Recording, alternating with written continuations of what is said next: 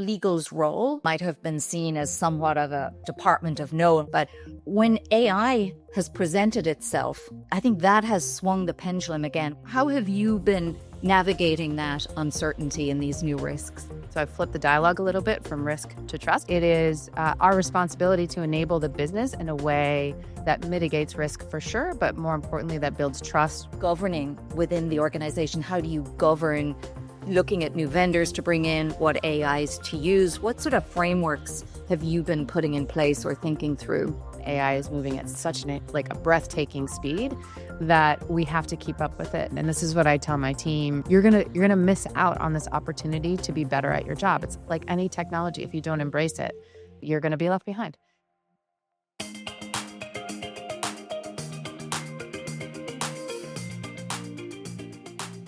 Hi, everyone, and welcome to the Future of Work podcast. Today, we're welcoming a very special guest and somebody who is uniquely qualified to talk about trust, AI, and the future of business transformation. And that is Vanessa Candela, Chief Legal and Trust Officer at Celonis. When you think about Vanessa, legal's role, I think in the past, legal might have been seen as somewhat of a department of no, and we've made that shift, I think, as an industry to being much more trusted business partners. But when AI has presented itself, I think that has swung the pendulum again. We've got new risks to think about. And how have you been navigating that uncertainty and these new risks? Yeah, great question. So I do think that legal departments used to be seen as the department of now. I think particularly in high tech, that has moved out of necessity, to be honest with you. I think you myself, I will say, as a chief legal officer, responsible not just for legal, but what I call the trust organization. So I've flipped the dialogue a little bit from risk to trust, and we can talk about that. But it is our responsibility to enable the business in a way that mitigates risk for sure, but more importantly, that builds trust for our customers and our stakeholders. And I think CLOs have unique skill sets, and that's why you're seeing us get more and more responsibility across the organization, because we can build credibility with all of the stakeholders of the organization, because when we do that, we gain the trust of our CEOs and our boards so that they are comfortable giving us that broad remit. And I think it frankly makes sense. I have seen the benefits of bringing together all of my organizations really tightly to cross-functionally align and ensure the best outcome for the company.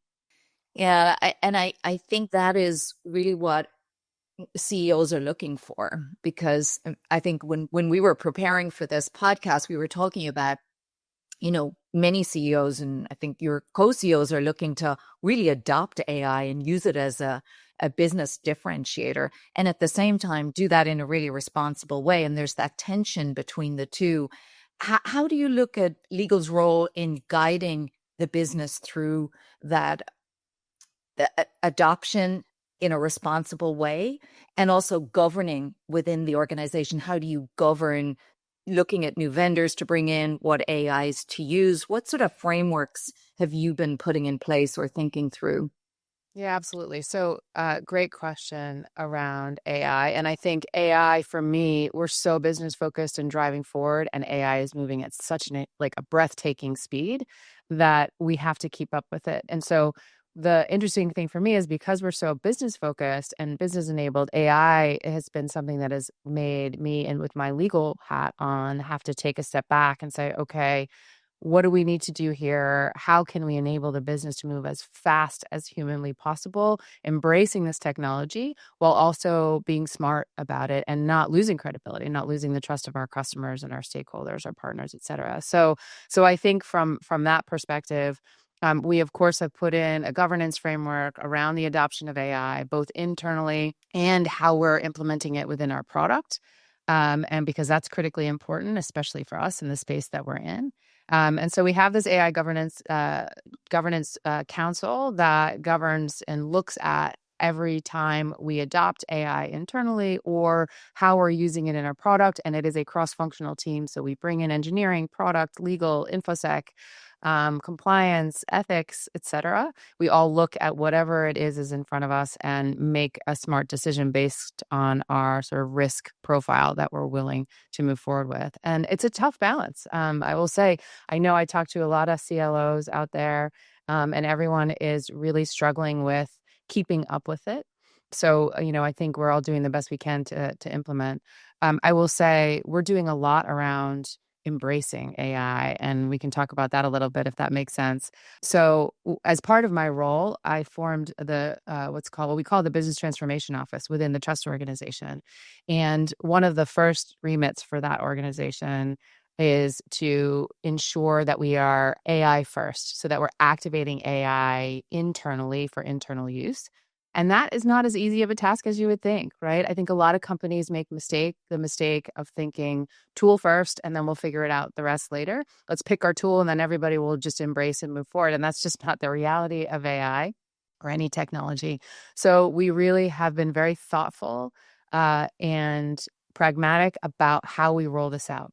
Right. Yes, we have chosen a key tool. There are a lot of tools being used across the organization, but it's really about change management and about getting people to embrace AI and embrace AI in a responsible way so that we can get all of the benefits from it.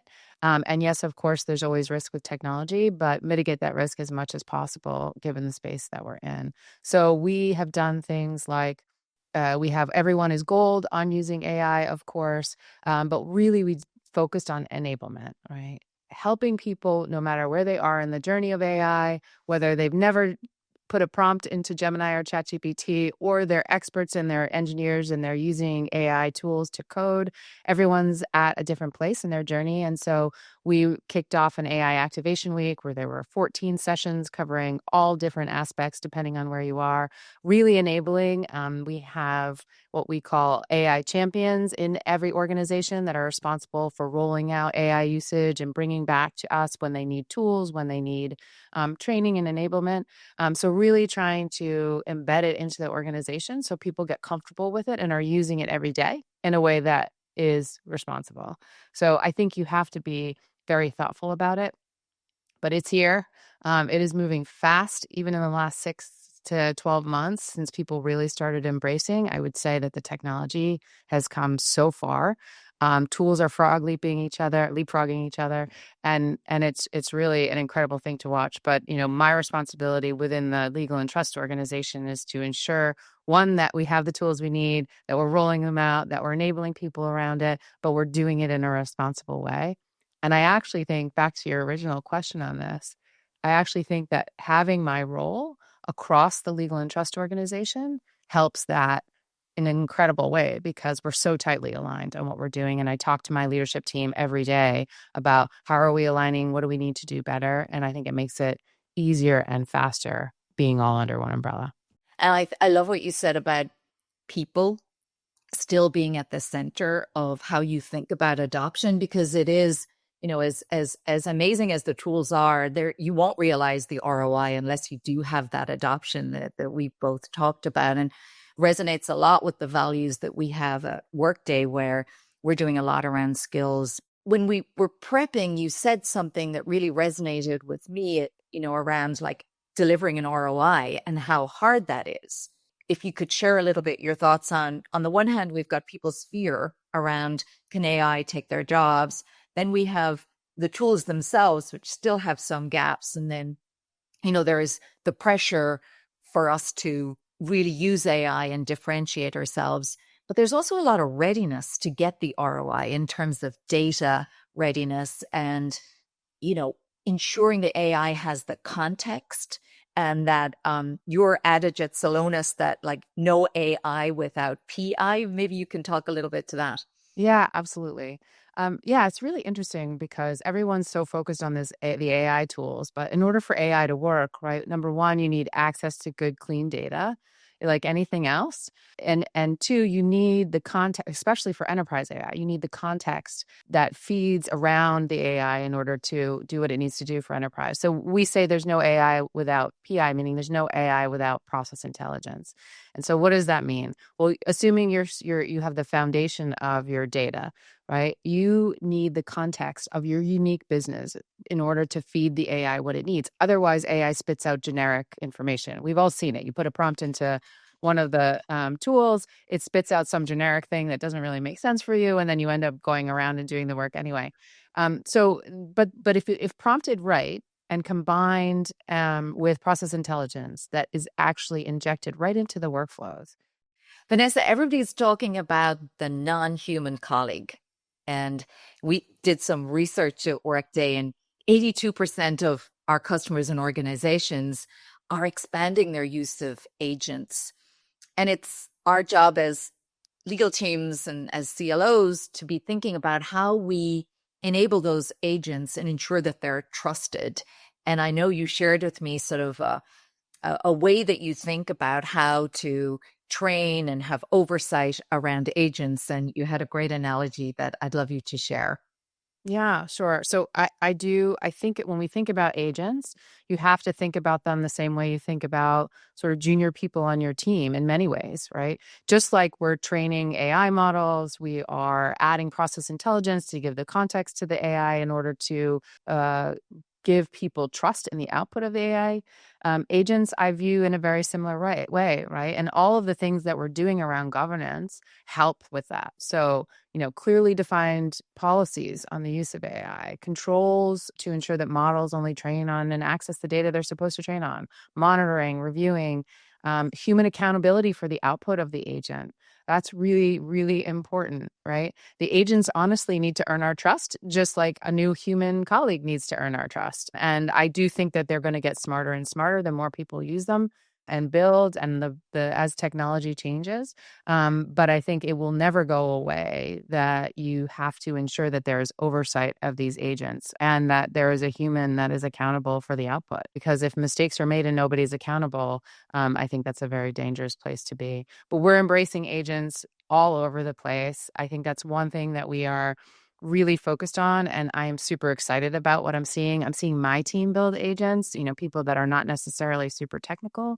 We own a company called make.com, so that combined with our internal technologies really has been incredible to see. And my goal is to get every single person at Celonis ultimately building an agent for themselves. And it sounds scary if you've never done it before, but I think as people get more and more comfortable with the technology, the beauty of the agent and the beauty of some of this technology is it is actually pretty user friendly for the simple use cases. And so as long as there continues to be somebody accountable, you continue to enforce those governance models. It's a pretty exciting place to be in technology today. And that's music to our ears, because at Workday we've launched many new agents, and internally as well, really thinking even within the legal team about how we can leverage agents to really help us do our jobs better, not necessarily replace tasks. But there are many, I think, quite mundane tasks like contract review and things like that, Vanessa, that no lawyer will ever regret having to read a 200-page contract again. So that's our Evasort tool we've fully embraced within legal for that reason. I want to go back to what you said about, the speed at which AI is moving and the technology is moving. And I think regulation can't even keep pace with the technology. And I know we've got the EU AI Act coming, but it is what you talked about, I believe, the putting in the right frameworks and very practical approach that you've adopted to thinking through how to make it safe and take a risk-based view of each of the different types of AI that you're using. Can you talk a little bit more about that? And in higher risk situations, you talked about human oversight, which is so important. But I think companies like yours, where you've been putting these frameworks in place long before the regulation is even in place, means that you're better set up to then really meet those requirements. But I'd love your thoughts on regulation and also these risk-based frameworks and principles that you've adopted, because I think a lot of companies are thinking through that right now. Yeah, I mean, it's not easy, right? The law is always behind technology. It always has been and it always will be. It just takes a little bit of time to catch up. We can't sit around and wait for the regulators to, sort of figure it out because our businesses want to use the technology. And so I do take a very, common sense, risk-based approach. We all know the issues that that governments are thinking about, and what they're concerned with are the same things that we're concerned with from a business perspective, right? So if I think about what do I worry about? I worry about security, 100%. Probably my number one priority given my remit. I worry about hallucinations. I worry about the integrity of data. I worry about IP leakage, another huge risk. I worry about bias. So we think about all these things, and these are the exact things that governments are regulating. And so we really try to put in place a framework that addresses that. So, super sensitive or high risk data, we stay away from. But the majority of things we absolutely leverage AI for. And so as long as you have that sort of common sense, risk-based approach, I think when the regulations catch up, there may be some adjusting to do, but you will be, 80% of the way there, 90% of the way there. And again, at the end of the day, of course, I always worry about compliance with law and regulation, but I worry more about protecting all of those things that those laws are going to be put in place for. So we try and get ahead of it as much as we possibly can. It's hard. It's very reminiscent of GDPR. If you think about that, everybody went into full-blown panic and how do we do this? And then every country came up with their own version of that. And how do you comply as a global organization? We are all over the world. And so, you have to sort of take a step back and think practically about, okay, how do I do this? What's the lowest common denominator when it comes to the regulation? And that's what you roll out. And so I think about AI in the same way. I think I'm in a company that is moving so fast that I have to embrace this, whether I want to or not. I love it. It's super exciting. I love seeing what my team's doing with AI. So we're embracing it. We're putting, common sense guardrails around it and just pushing forward. Very, very much, I think, forward thinking on your part. And it totally resonates what you're saying around, putting policies, principles. At Workday, we built a responsible AI program many, many years ago and built that risk-based approach into how we build our products. And then bias testing at the end of the process as well before we release, monitoring, third-party reviews. And that transparency, I think, and explainability to customers does build a lot of trust. And I think that's really key. Because you're also in a position, Vanessa, where you're looking at tech vendors to bring into the company, to bring into Celonis, how do you think about vendors and what you're looking in trusted vendors that you will, is there a sort of a bar now that has changed because of AI with them? I know you asked your law firms, which I thought was super interesting, like what is their AI strategy, which I'm going to shamelessly steal that idea. But yeah, how do you think, because when you're wearing that head of also, leading the IT organization and security, how do you think about that in terms of trusted vendors? Yeah, I mean, look, we expect our vendors to set the bar where we set our own bar. And so we do ask those questions, and we do anytime that our AI governance council is reviewing some tool that somebody wants to bring in, we look at it from all of those angles. They're not as advanced or they don't have the security implemented that we would expect and that we expect of ourselves, then they're not a good vendor for us. But everybody's on the journey, so we do try to work with our vendors, and sometimes we can bring them in and put parameters around it to allow that to happen. But look, I think we all have to. And especially, I think for us, my number one priority from a security and legal perspective is our customers. And so if we're bringing in a tool that in any way could potentially touch customer data or get implemented into our, product flow, I need to be incredibly confident that that tool is at the same level as we are. Otherwise, obviously, from a pure legal perspective, you create liability. But more importantly, I don't want to risk our credibility with our customers. And I don't want to risk their data or anything to happen. And so I do hold them to a high bar, as I would expect our customers to hold us to. So I think it's fair, going both ways. That's also a great synergy of your roles. Yeah. where you're bringing, the flip side of everything that you're doing is the advantage, and then also kind of the building trust and Yeah.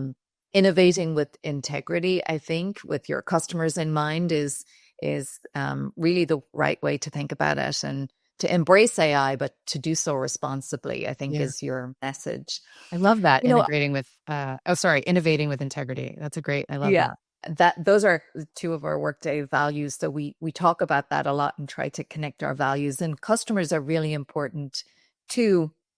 And people, one of our other values are the people that work at our company. And I mean, have you any advice to, people are at all different stages of their level of openness and adoption of AI. And there's a lot of talk about lawyers of the future, what they should be thinking about in this new age. Have you any advice for people who are perhaps reticent or, not fully there yet? I think we're all starting to test and learn how to prompt. But do you think it's a key skill that we learn this to be relevant in the future? Oh my gosh, 100%. If you aren't learning how to use this to enhance what you do, you are going to be left behind. And this is what I tell my team. And that's not from a people perspective in terms of you're going to lose your job, but you're gonna miss out on this opportunity to be better at your job. It's like any technology. If you don't embrace it, you're going to be left behind. And I think that there are so many ways to embrace it, and so many levels of embracing. So you can meet the tool where you're at and or meet AI where you're at is really what I mean. And I think, this is why I ask my law firm, how are you leveraging AI and things like e-discovery? How are we doing things more efficiently? I mean, you and I are in-house. One of the things I have to think about all the time is budget and how much we're spending money with our law firms. And, I work with incredible lawyers at incredible law firms that I'm very grateful for, but I need them embracing this as well, because there are areas where they need to engage and you leverage this to be more efficient, be more cost effective. And if they're not, I think they're going to get left behind, to be honest. So obviously always responsibly, but my lawyers are using it. They're goal to use it every day. We have a company goal that every single person embraces and uses at least our key tool. And then there's we have KPIs around it. We want people not just using it every once in a while, but using it a certain number of times a week. And we have a target to hit across the company. I've targeted the legal and trust organization to hit 10% above that, because I think we need to be leaders in this, which is not usually the way things work, but interesting. That's the way things are working out, because I think you have to embrace it, right? And so I think, again, we have to do this in a responsible way. We have to do this in a way that our customers and our internal customers continue to trust what we're doing. But I think if you are not embracing technology, and right now it's AI, you're missing out on an opportunity to really enhance your skill set.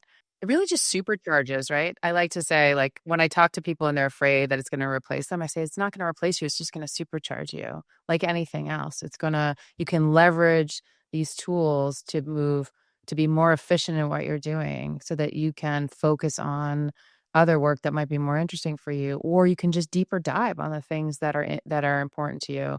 Obviously, the tools are going to get better and better. You need to keep checking. You need to click on those sources and make sure they're real, because they're not all real, all of that. But I think if you do that, it's just so powerful. So young people need to really embrace it, learn it deeply, and then come into these companies and teach us all more about what you know. And I think as lawyers, if we don't understand it, it's really hard to credibly talk about the risks and help people move from risk to trust. And that's ultimately our goal, is how do we create a trusted environment and the frameworks where we can use AI effectively. Yeah, absolutely. Vanessa, it's been such a pleasure having you in this conversation. Thank you for sharing your perspectives, your lessons learned and experiences. And thanks to everybody for joining us today. Be sure to subscribe to the Future of Work podcast so you don't miss out on future conversations with thought leaders like Vanessa. Thank you so much. It's been a pleasure.